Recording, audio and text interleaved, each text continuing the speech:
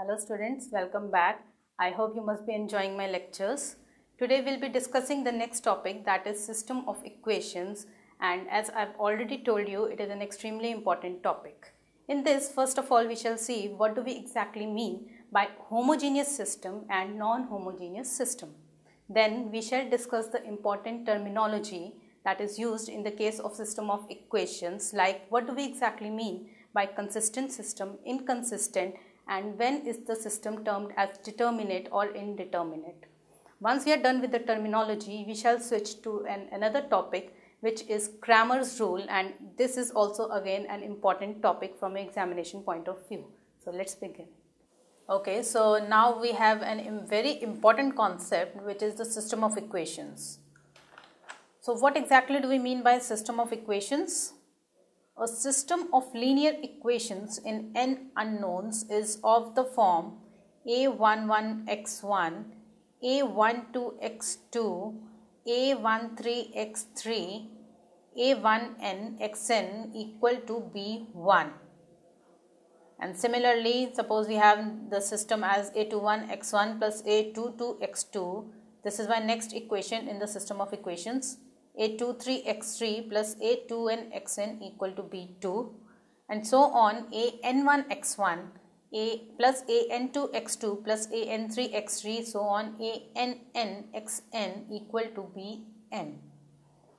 If b1, b2, bn, that is, these are usually the constants, if all of these are zeros, then we term the system of equations to be homogeneous.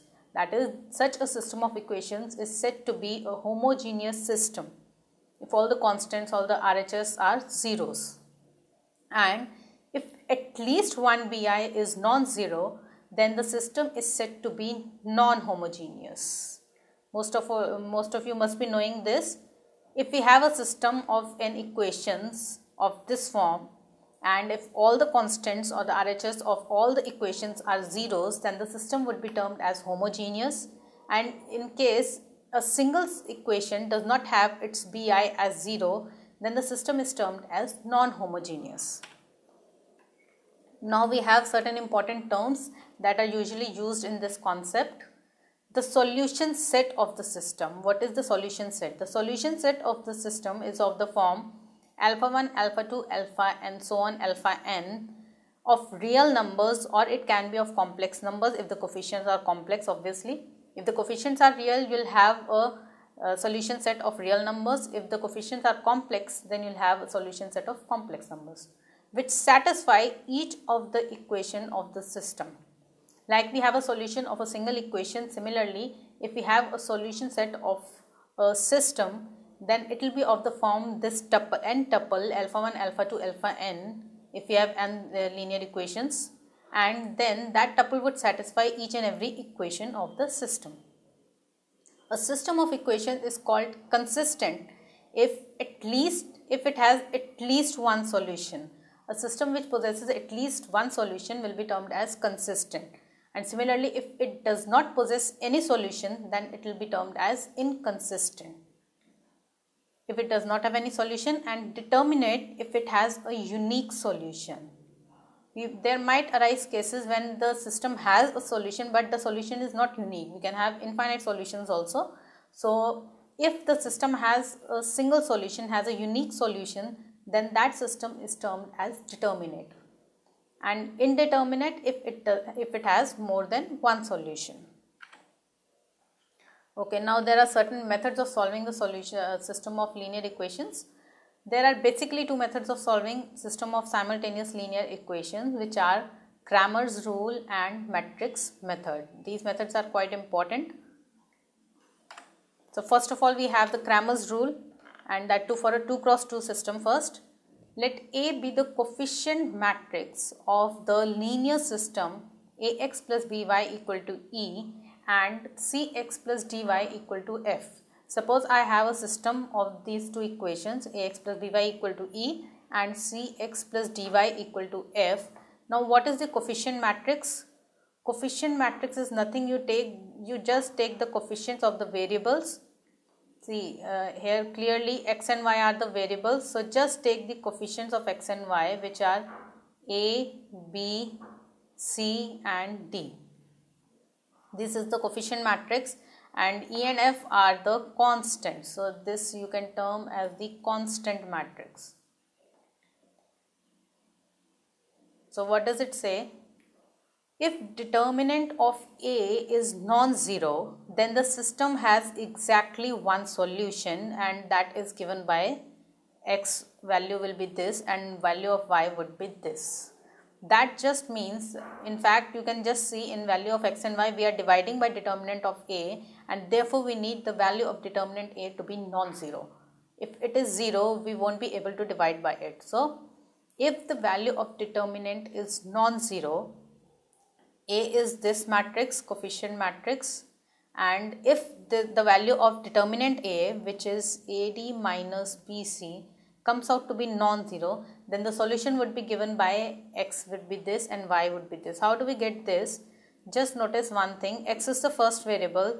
So for X, what you will do is, you will write down the determinant, and in the coefficient matrix, since X is the first variable, just change your first column by the constant matrix. So just put here E and F, and rest of the elements will remain the same. So we get E, F, B, D, and then you need to divide this value by determinant of A.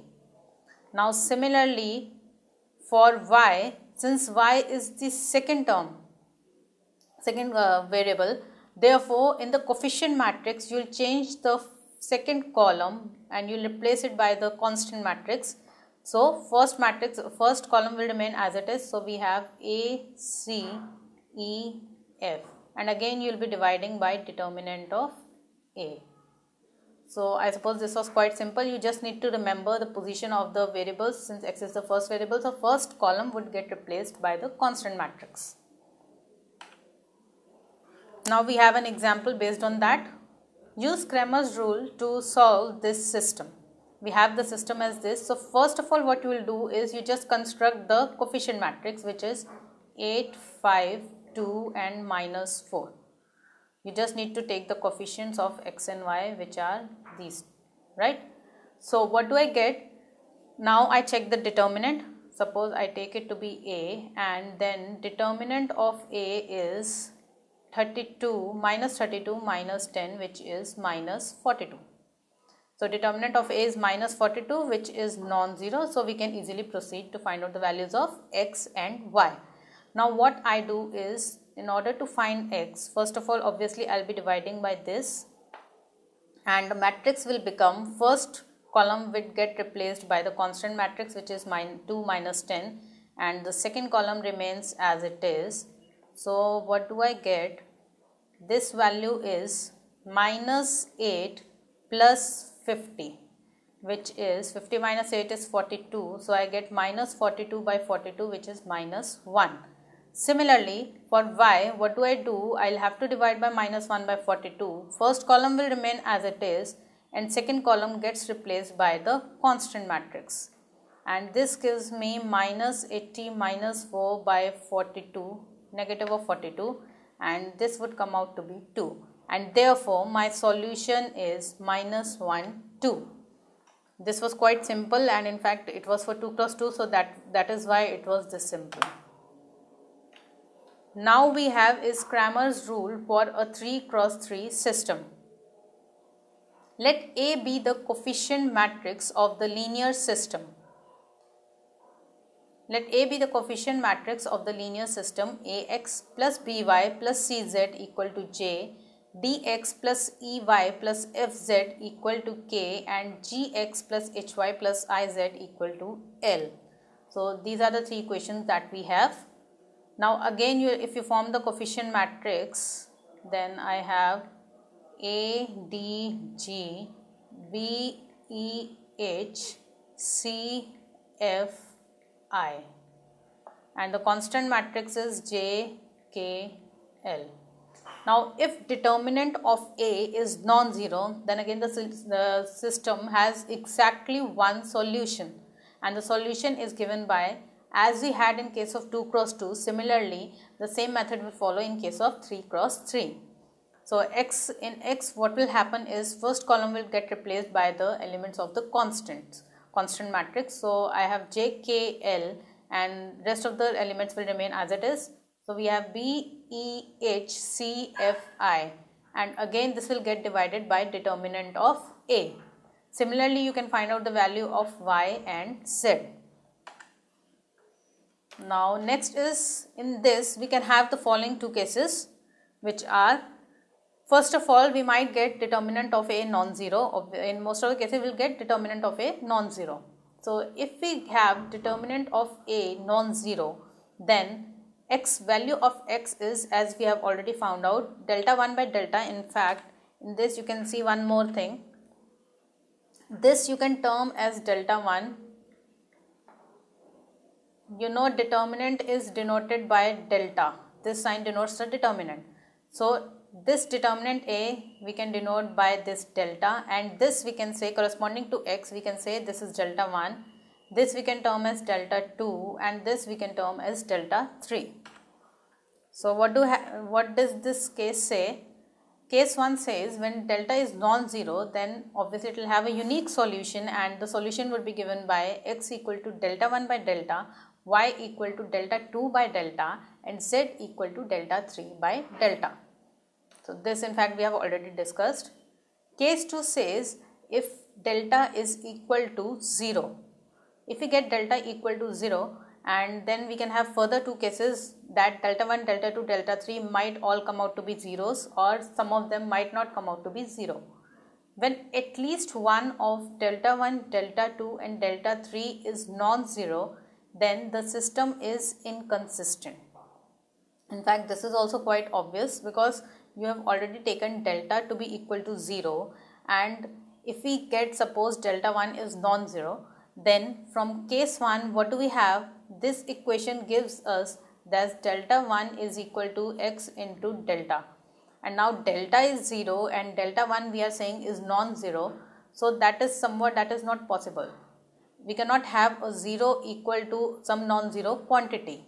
So this is impossible, and in fact even if delta 2 or delta 3 come out to be non-zero, from these equations the similar thing will follow, and therefore the system would be termed as inconsistent. That kind of solution is not possible. And the next case says delta is 0 and further we get delta 1, delta 2, delta 3, all three come out to be 0. So delta as well as every delta I is 0. In this case, this equation gives us delta 1 equal to x delta, and now delta is 0 as well as delta 1 is 0. So we have 0 equal to 0. So we cannot really find out the unique solution. And in fact this equation will hold true for each and every value of x. This will hold true for each and every value of y, and this will hold true for each and every value of z. But then only two of x, y, z will be independent, and third will be dependent on other two. Therefore, if we have such a case when delta equal to delta I equal to 0, then the system of equations though will be consistent but will have infinite number of solutions. In this case, we cannot find out a unique solution. Okay, this might have become a bit confusing, so I'll explain it to you further in the form of a chart, which will help you to remember the cases very easily. So what exactly have we discussed? You just need to find out the determinant first. So once you find out the determinant, you can have two cases. Either the determinant can come out to be non-zero, or what you can get is determinant comes out to be 0. If you get determinant non-zero, then obviously you can say that the system will have a unique solution. The system is consistent, that is why it obviously if it has a unique solution, then the system is consistent. So it is consistent, it will have a unique solution, and further you can also say that the solution is given by delta 1 by delta, delta 2 by delta, and delta 3 by delta. Now what happens if we get delta equal to 0? Delta equal to 0 can further be split into two parts, that delta is 0 and sum of the delta I all delta I are non-zero. That means we might get delta 1 equal to 0, delta 2 equal to 0, but delta 3 is non-zero, or maybe delta 1 is non-zero. Some of the delta I are non-zero. Not all delta I are 0. This would be better. Okay, so that would mean that the system would have no solution. Why? Because we have already discussed in the previous case, we'll get 0 equal to some non-zero quantity. That is not possible. So in this case, we'll get no solution. And further, if every delta I is equal to 0, if every delta I also comes out to be equal to 0, then you'll have infinite solutions. Okay, so you just need to remember this chart and you are done with it. You just need to find out delta first. You can have two cases, either delta can come out to be 0 or delta can come out to be non-zero, and further you can have these cases. So we have first question based on the Cramer's rule to solve the following system of linear equation. First of all, again you will have to construct the coefficient matrix, which is minus 1, 2, 3, 2, 0, minus 4, minus 3, 1, 4. Now just remember one more thing here, that some of the students commit such silly mistakes that they miss out the coefficient 0 of the variables. In this equation we were having 2x plus z equal to 0. So what some of the students do is they'll take the coefficient of x as 2 and for y they'll take as 1. So do not commit such silly mistakes. In order to avoid such mistakes, what you can do is you can write it down in this form. The second equation, the z variable should come under the first equation z variable. So this will help you in avoiding such silly mistakes. Now we have the coefficient matrix A as this. What you can do is, first of all, you find out the determinant. That will come out to be minus 1 into, we have 4, then we have minus 2 into 8 minus 3. By now you must have understood how to find out the determinant, minus 8. So this gives me minus 2 into 5 plus 24, which gives me 10. So the value of my determinant comes out to be 10. Then what I can do is I find out x, which would be, I'll have to divide by determinant 10. First column gets replaced by constants and rest of the columns remain as it is. So what do I get? By solving this, what I get is 1 into 4, and then I have plus 2, you can say, into 2. So this gives me 4 plus 4 upon 10, which gives me 4 by 5. Okay. So the value of x that we obtain is 4 by 5. Similarly, you can find out the value of y, which would be, first column would remain as it is, second column gets replaced by constants, and third column is this. So by solving this, it will come out to be minus 3 by 2. And similarly, I find out z. First column as it is, second column as it is, third column gets replaced by the constants, and this value comes out to be minus 5, minus 8 by 5. So my solution is 4 by 5, minus 3 by 2, and minus 8 by 5. So this is my solution. Now we have another question which says, if the system of equations x plus ay equal to 0, az plus y equal to 0 and ax plus z equal to 0 has infinite solutions, then the value of a is. Okay, so first of all, just write down the system of equation in a systematic manner. X plus ay equal to 0, then I have az plus y. So what I do is y plus az equal to 0 and ax plus z equal to 0. So first of all, I find out the coefficient matrix, which is 1 a 0, 0 1 a, and then we have a 0 1. So this is the coefficient matrix. Now just read the question carefully. It says system of equations has infinite solutions. So we have just now discussed the case which says the system will have infinite solution, then determinant of A should be 0, or determinant of A is 0, then only can the system have infinite solutions. Therefore, we just need to substitute the value of determinant to be equal to 0. So what is the value of determinant here? 1, 0, A 1, 0, 0, A 1. This value should be equal to 0. What does this give me? A1, 0, 0, A1. Okay. Now just solve the value of determinant, which is 1 into 1 minus A into minus A square equal to 0. So we have 1 plus A cube equal to 0, which gives me A equal to minus 1. So this is a simple answer. You just need to know one concept here. This is the required value of A, and the concept that has been used here is that the system will possess infinite solutions when the determinant is equal to 0.